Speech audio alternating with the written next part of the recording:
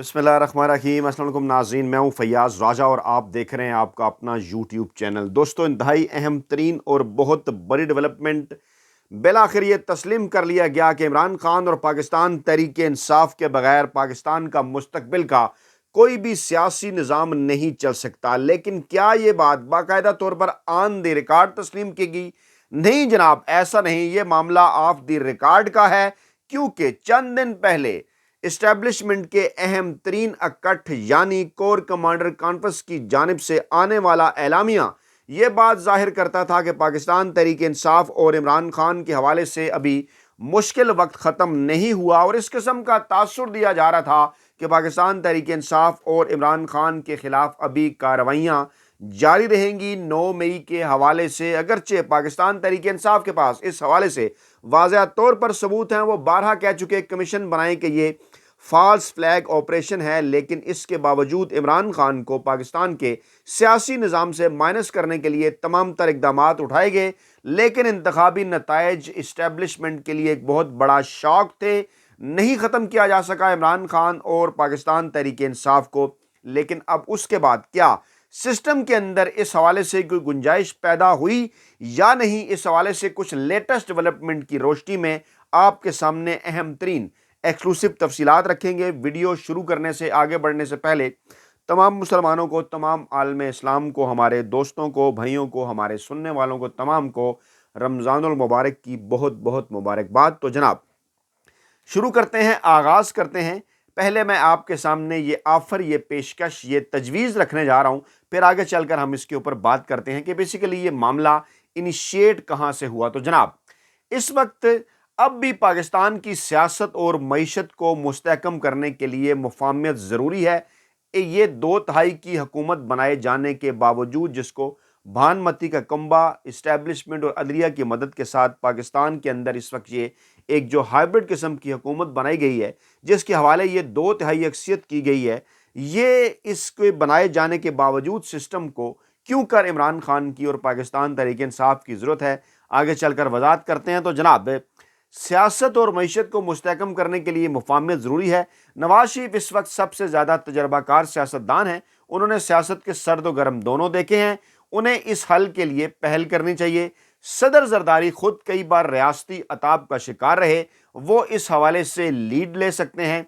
इन दोनों में से कोई एक या दोनों जाकर इमरान खान को मिलें, वो इनकार कर दें तो फिर भी मार बार मिलने की ख्वाहिश का इजहार करें। अब ये वो नुक्ता है जिसके ऊपर है सारा मामला, सारी बात के एक नहीं, दो नहीं, बार बार अगर इमरान खान इनकार कर दें तो वो बार बार मिलने की ख्वाहिश का इजहार करें और उन्हें कायल करें कि वो मेन स्ट्रीम सियासत में आएँ, गिले शिकवे उनके दूर किए जाएं और इमरान खान भी अपने जो है वो जो कि इस वक्त जो है वो उनको बज़ाहिर ये लग रहा है कि जनाब उन्हें सज़ा दी जा चुकी काफ़ी उन तमाम तर चीज़ों की, कि जो पाकिस्तानी इस्टेब्लिशमेंट का किरदार उन्होंने कम करने के हवाले से तमाम तर कोशिशें की पाकिस्तानी पॉलिटिक्स के अंदर।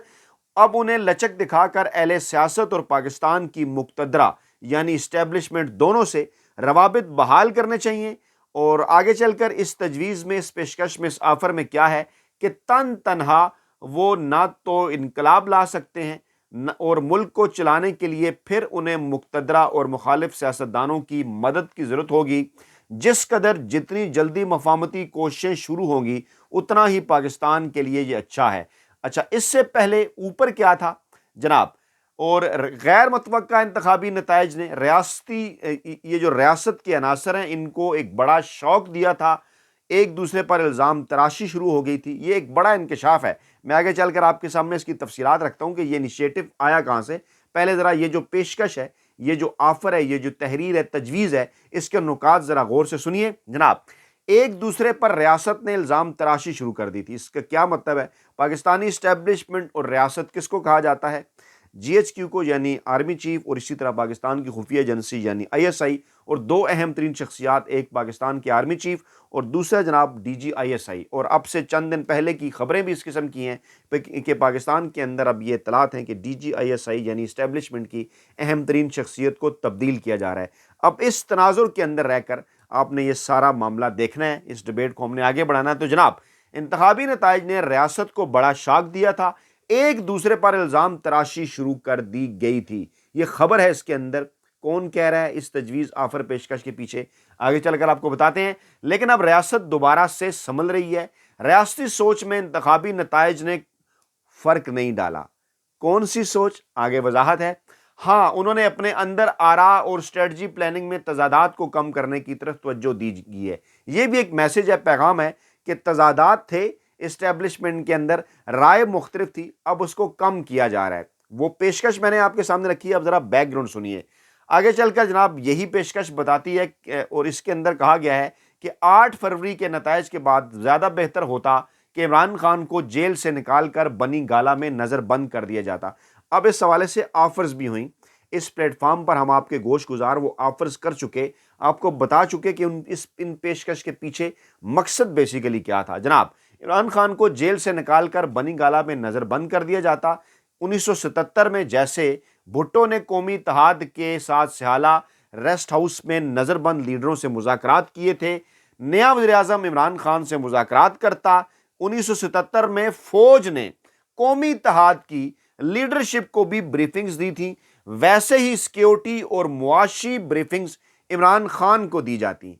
سمجھ رہے ہیں بات؟ ویسی سیکیورٹی اور معاشی بریفنگز عمران خان کو دی جاتی، یعنی اشارہ کیا ہے اس کے اندر کہ آرمی اور اسٹیبلشمنٹ کی قیادت جو ہے وہ عمران خان سے آ کر ملتی بنی گالہ کے اندر اور انہیں مصالحت کے لیے آمادہ کیا جاتا۔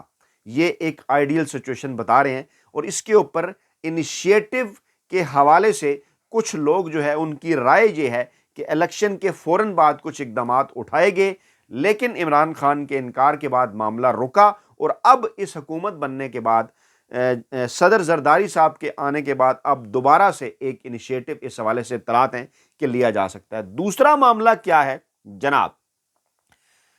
منصفانہ حل سیاسی بحران کا یہ ہے کہ مولانا فضل الرحمان کی سربراہی میں آل پارٹیز پارلیمانی کمیٹی بنا دی جائے جو دھاندلی کی تحقیقات کرے، انتخابی عذرداریوں کی جو بھی درخواستیں موصول ہوئی ہیں وہ پارلیمانی کمیٹی کے سامنے پیش ہوں۔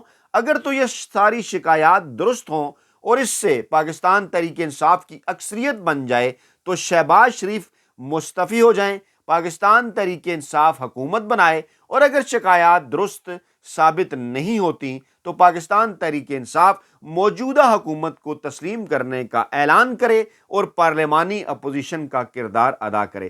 اب اس نقطے پہ ذرا رکیے، اس پہ آپ کا فیڈ بیک بھی چاہیے، اس پہ آپ کی رائے بھی چاہیے، آپ کے کمنٹس کی صورت، جو کہ انتہائی امپارٹنٹ ہے، کیونکہ ڈیفینیٹلی یہ پاکستانی عوام کی، یہ آپ کی رائے ہے جو آگے چل کر پاکستان تحریک انصاف کی، پاکستان تحریک انصاف کے سربراہ عمران خان کی رائے اور موقف بنے گی۔ ڈیفینیٹلی آپ کا یہ فیڈ بیک ہے جو کہ ان تک پہنچے گا، اور پھر زیادہ بہتر اور زیادہ زبردست انداز میں وہ مستقبل کے تمام تر فیصلے بھی اٹھا سکیں گے۔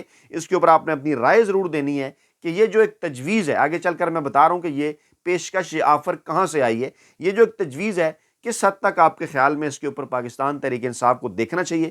ماضی میں کیونکہ کئی دھوکے بھی ہوئے پاکستان تحریک انصاف کی قیادت کے ساتھ، کئی دوسرے اس قسم کے کام مذاکرات کے نام پر، لیکن اب کیونکہ معاملات پہنچ گئے یہاں تک کہ 8 فروری 2024 کے بعد جو انتخابی نتائج آئے انہوں نے مکمل طور پر یہ بات ثابت کر دی کہ پاکستان کے عوام بڑی تعداد میں کس سیاسی شخصیت کے ساتھ، کس رہنما کے ساتھ کھڑے ہیں، اور ایسے سٹیج کے اندر اب پاکستان تحریک انصاف اور عمران خان کا، جو الحمدللہ پہلے بھی کانفیڈنس بلا کا تھا، عمران خان کا پہلے بھی وہ بڑے کانفیڈنٹ تھے کہ پاکستانی عوام ان کے ساتھ کھڑے ہیں، لیکن اب اس کے اوپر لگ گئی ہے مہر، اپنے اور پرائے سب کو اس بات کا اندازہ ہے کہ یہ تمام تر دھاندلی کر لینے کے باوجود جو سب سے بڑا گروپ تھا 90 کا افراد کا منتخب جنہیں کیا پاکستانی عوام نے، وہ پاکستان تحریک انصاف کے حمایت یافتہ تھے دھاندلی کے باوجود۔ یہ نقطہ بڑا امپارٹنٹ ہے، ہم کو اس کو تسلیم نہیں کر رہے کہ وہ 90 تھے، لیکن سر دست وہ جو بیانیہ اپوزیشن نے یا باقی لوگوں نے جھوٹا بنا رکھا ہے کہ جناب دھاندلی نہیں ہوئی، اس کو اگر مان بھی لیا جائے تو سب سے زیادہ نشستیں تھیں پاکستان تحریک انصاف کی۔ اور اسی طرف اس پیشکش میں، اس رہائی میں کی آفر کے اندر، اس تجویز کے اندر اشارہ بھی ہے کہ جو نتائج تھے غیر متوقع 8 فروری 2024 کے، وہ پاکستانی اسٹیبلشمنٹ کے لیے ایک بہت بڑا شوق تھے، اور اس کے بعد یہ راستے کھولے جانے چاہیے تھے۔ ان راستوں کے کھولنے کا بنیادی انیشیٹو لیا گیا، آگے سے انکار ہوا۔ انیشیٹو تھا کیا؟ آصف زرداری اور پیپلز پارٹی کو کہا گیا تھا اسٹیبلشمنٹ کی جانب سے ہماری اطلاعات کے مطابق کہ وہ انیشیٹو لیں عمران خان کے ساتھ مل کر حکومت بنانے کے حوالے سے، جس میں یہ چیزیں سامنے رکھی جائیں کہ 9 مئی کے سائفر کے باقی جو معاملات تھے اس سے عمران خان پیچھے ہٹیں، آئیں پولیٹکس میں مین سٹریم میں دوبارہ، اور بعض جو چیزیں ہیں ان کے اوپر ان کو پاکستانی عوام کے سامنے رکھیں اور کہیں کہ جناب یہ تھی غلط اور یہ تھی درست، اور پھر معاملات کو آگے لے کر بڑھا جائے۔ لیکن عمران خان کی پاکستان تحریک انصاف کی ان تمام تر چیزوں کے اوپر تھی جو ہے وہ ایک، کیونکہ آئینی قانونی اصولی سٹینڈ تھا، ان کی ریزرویشنز تھی۔ وہ آج بھی یہ بات کرتے ہیں کہ عدالتی تحقیقاتی کمیشن بنائیں اور دودھ کا دودھ اور پانی کا پانی کریں۔ اچھا، اس دوران ایک بات بڑی امپارٹنٹ ہے، آج فواد چودھری صاحب کی جانب سے ایک سٹیٹمنٹ آئی جو کہ معاملات کے اوپر بڑی گہری نظر رکھتے ہیں، پاکستان کے اندر حکومتیں، اسٹیبلشمنٹ، باقی چیزیں۔ انہوں نے کہا کہ اگر شہباز شریف مولانا فضل الرحمان کو اس حکومت کا حصہ نہ بنا سکے تو انہیں یہ حکومت چلتی ہوئی نظر نہیں آ رہی۔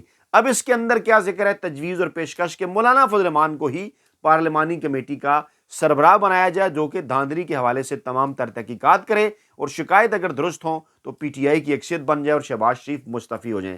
اب یہ یہاں پر تو ایک آئیڈیل سچویشن ہے کہ اگر چیزوں کو آپ اس طرف کو لے جاتے ہیں۔ یہ 2-3 تجاویز ہیں جو پاکستانی اسٹیبلشمنٹ کے خود ساختہ غیر سرکاری ترجمان سہیل وڑائچ صاحب نے آج اپنے کالم میں گوش گزار کی۔ ہمارے اکثر دوست یہ پوچھتے ہیں کہ آپ اکثر ریفرنس دیتے ہیں، آپ بات کرتے ہیں، ان کا جناب ایک پورا ماضی ہے۔ یہ تمام تر یہ جو کالم وغیرہ لکھے جاتے ہیں، یہ کوئی ایسا نہیں ہوتا کہ وہ کہتے ہیں کہ آتے ہیں خیال جو ہے وہ عالم غیب سے، وہ کیا شعر ہے، میں شاید غلط پڑھ گیا ہوں کہ عالم غیب سے خیال آتے ہیں، ایسا نہیں ہے۔ یہ کوئی عالم غیب نہیں ہے، بلکہ باقاعدہ طور پر سہیل وڑائچ صاحب، انصار عباسی صاحب اور اس قسم کے جو دیگر لوگ ہیں جن کے پاکستانی اسٹیبلشمنٹ کے ساتھ آج کے نہیں برسہ برس کے روابط ہیں، ان کے کہنے کے اوپر پروپیگنڈا بھی کیا جاتا ہے، ان کے کہنے کے اوپر دنفنتنیاں بھی چھوڑی جاتی ہیں، تجاویز بھی آگے کو بڑھے۔ آپ کو یاد ہوگا کہ انہی صاحب نے کالم لکھا تھا نا کہ کمپنی نہیں چلے گی، جہاں پر انہوں نے عمران خان کو ڈیگریڈ کیا اور باجوہ صاحب کے ان کے قدموں میں بیٹھے ہوئے دکھایا، کتاب کے اوپر انتہائی گھٹیا انہوں نے ایک تصویر بنائی۔ تو وہ سارا کیا تھا؟ پھر انہوں نے جب کہا تھا کہ جناب جب آرمی چیف کی تبدیلی ہوگی یا D G I S I کی تبدیلی ہوگی یا جرنیل جائیں گے نئے آئیں گے تو کیا ہوگا، کون تھا جو ان کو یہ ساری چیزیں بتا رہا تھا؟ ڈیفینیٹلی بالکل ایسا ہی ہے، درست پہنچے کہ یہ وہی ساری چیزیں ہیں جو انیشیٹ تو کسی اور جگہ سے ہوتی ہیں، لیکن پھر ان کالموں کی صورت پاکستانی عوام کا ذہن بنانے کے لیے چیزیں جو ہیں یہ پاکستانی عوام کے جو ہیں وہ سامنے لائی جاتی ہیں۔ اب صورتحال کیا ہے؟ کیبنٹ آج بنی، اس کیبنٹ کو پاکستانی اسٹیبلشمنٹ کی کیبنٹ کہا جا رہا ہے۔ کچھ لوگ تو باقاعدہ طور پر کہہ رہے ہیں کہ اس کے اندر تو جی ایچ کیو کے وزیر ہیں، یہ تو شہباز شریف کی ایک ڈمی قسم کی حکومت ہے۔ اس کے اندر کون ہے؟ محسن نقوی وزیر داخلہ، اچھا اورنگزیب صاحب وزیر خزانہ، اگرچہ وہ رمدے جو نواز شریف فیملی کے بڑے قریب تھے، خلیل الرحمان رمتے، اور پھر چودھری اسد الرحمان اور اس قسم کے جو لوگ ہیں یہ جو، اور پھر اسی طرح سے اٹارنی جنرل جو ہے، اگر میں ان کا نام نہیں بھول رہا تو وہ جو ان کے رمدے صاحب کے بھائی تھے ان کے یہ بیٹے اورنگزیب صاحب۔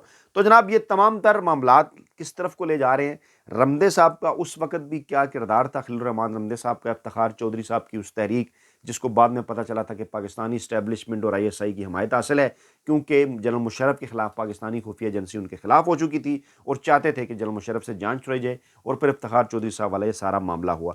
یعنی بیسیکلی یہ جو کیبنٹ ہے اسے یہ کہا جا رہا ہے کہ یہ جو 2-3 اہم ترین عہدے ہیں وزارت داخلہ کا، جس سے ان کی کوشش ہونی ہے 9 مئی اور دیگر معاملات کے حوالے سے عمران خان کو، پاکستان تحریک انصاف کو ٹائٹ کرنا، وہاں جناب اسٹیبلشمنٹ نے محسن نقوی صاحب کو اپنا بندہ جناب لگا دیا۔ اسی طرح سے خزانہ کے اوپر بھی اورنگزیب صاحب جن کی شہریت جو ہے وہ ہالینڈ کی ہے، وہاں سے انہیں بلا کر پہلے شہریت چھڑائی جا رہی ہے، پھر یہاں کی شہریت دلوائی جا رہی ہے۔ یہ ایک ہائبرڈ قسم کا نظام ہے، ڈمی حکومت ہے، اور یہ بھی آج اطلاعات ہیں کہ رانا ثناء اللہ اور خواجہ سعد رفیق جیسے جو لوگ ہیں انہوں نے آگے چل کر الیکشن جو ہے وہ لڑنے سے بھی انکار کر دیا، کہ ضمنی الیکشن بھی نہیں لڑ رہے، اور کسی قسم کی کیبنٹ کا بھی وہ حصہ جو ہے وہ نہیں بننا چاہتے، اور بظاہر انہوں نے یہ تاثر دیا ہے کہ وہ نواز شریف کا گروپ ہے، اور جب یہ ناکام آئیں گے، یعنی حکومت لے لی شہباز شریف، نواز شریف وغیرہ نے، لیکن عوام کی آنکھوں میں دھول جھونکنے کے لیے کہ نہیں جناب نواز شریف یہ نہیں ہے، اور ہم اس کے بعد، یعنی اگلے آپشن بھی انہوں نے اپنے رکھے ہیں کھلے۔